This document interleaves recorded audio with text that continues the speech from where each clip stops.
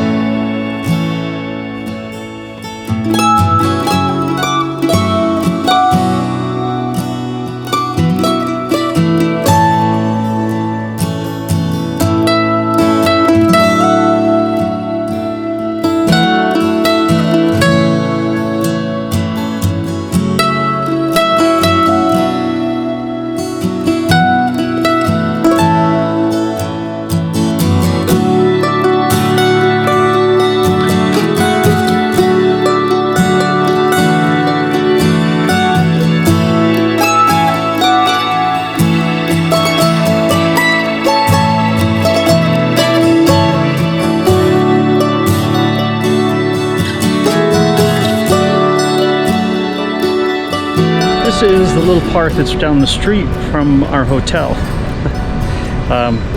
It's way later in the day. I don't know if I said that earlier. It is probably about 2:30 in the afternoon, so we're gonna have to start thinking about sunset. There's a place, the place I was at this morning that I want to go to.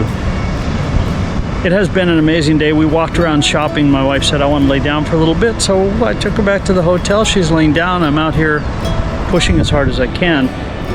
And again, I'm using the R50, which is a fantastic video camera. I think these are better suited for video. But I'm using the R50 with the 100 to 500, shooting the red-tailed hawk up in the whatever juniper tree, I guess it is. I don't know. It's a tree, and it's green. And it's mid-January, and it's in the high 70s. It's hot out here. It's very, very odd, unusual weather. Not complaining. And then on the ground over here, we have all these ground squirrels, and they're not timid at all because of the park benches. I think you have a lot of people that feed them. And on the ground, you had some sparkles. Most people call them starlings. I call them sparkles. Check these out.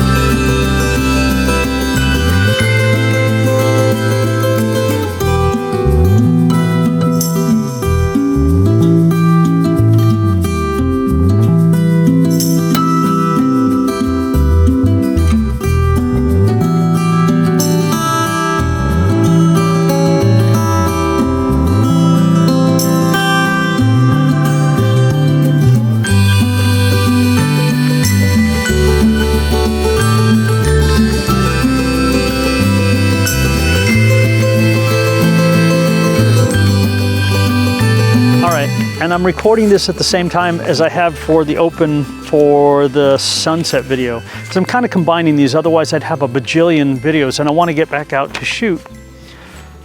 I'm shooting on the R50 right here. That's on with a vintage Canon 35mm that I'm going to order a filter for because it seems to be a 48 or smaller and I don't have anything for it. Maybe it's a 52. I'll have to check some of the 52s I have at home. And this one, of course, is my Canon R50V, which I have fallen in love with. I just think it is a phenomenal, phenomenal camera. I'm using my Rode mic, which I did not use much when I was in Cambria and out shooting by myself. But what I did do while I was there, and I've edited most of the photos today. Oh, just as a side note, because I get sidetracked easily, R50V, it's beautiful. I can see what I'm doing. It's in autofocus. It should be tracking on my eye. This Canon R50 that I have the vintage lens on, I'm using peaking, and I was using this as my surrogate over here. This is my surrogate, and also my white balance, because I've got gray and white, so I can pull everything together, make it a little bit easier for me as I start to correct it. This one I think I'm shooting in log something, and this one I'm only shooting in high. I'll have to look at my settings. It doesn't matter. I'm having fun. But what I did is I took the R50 out for some wildlife. And I was editing those this morning. Now, if you followed any of my other videos, I was shooting the Canon R6 III, the new one. And I know that people have said, oh, it's wonderful, it's this and that. To me, it lacks dynamic range. That is my...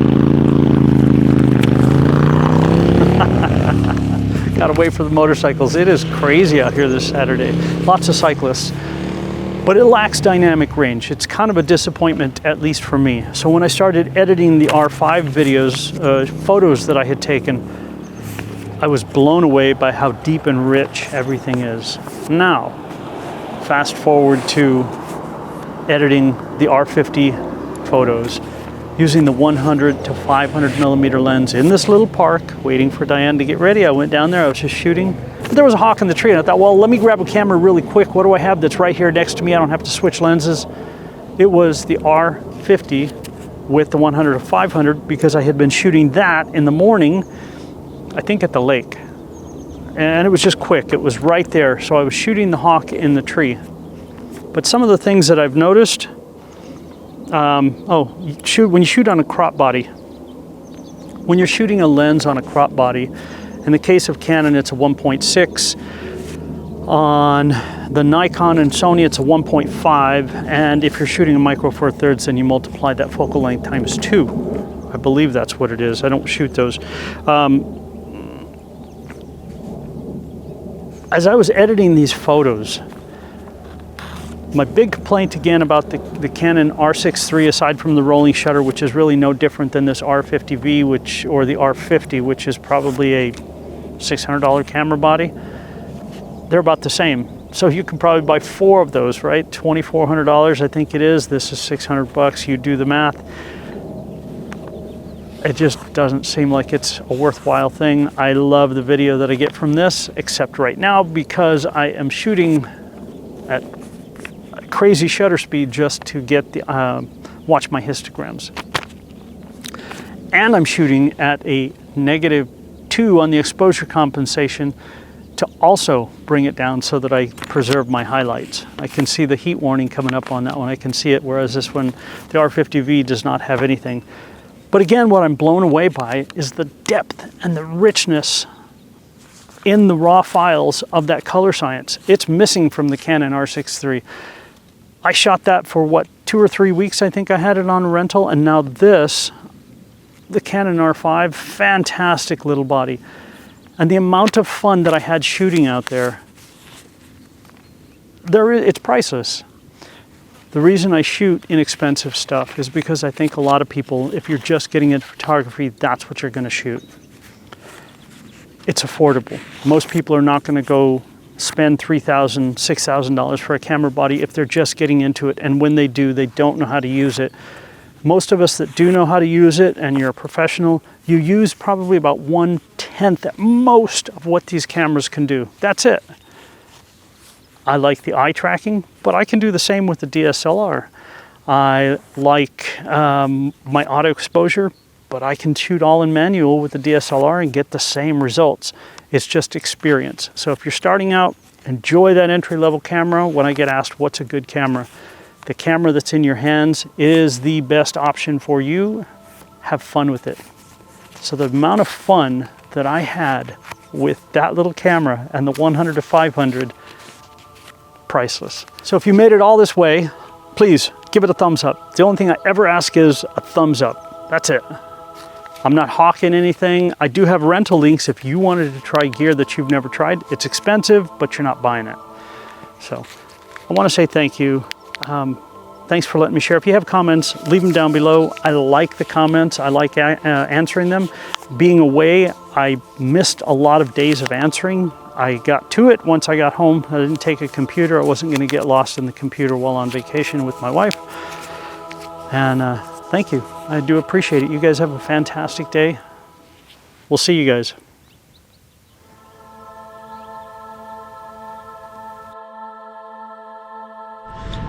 The R50, yeah, I have about 1/10 of the control with this as I do with the R7. But I had an immense amount of fun, and I hope that some of these are good. I don't know. Check them out.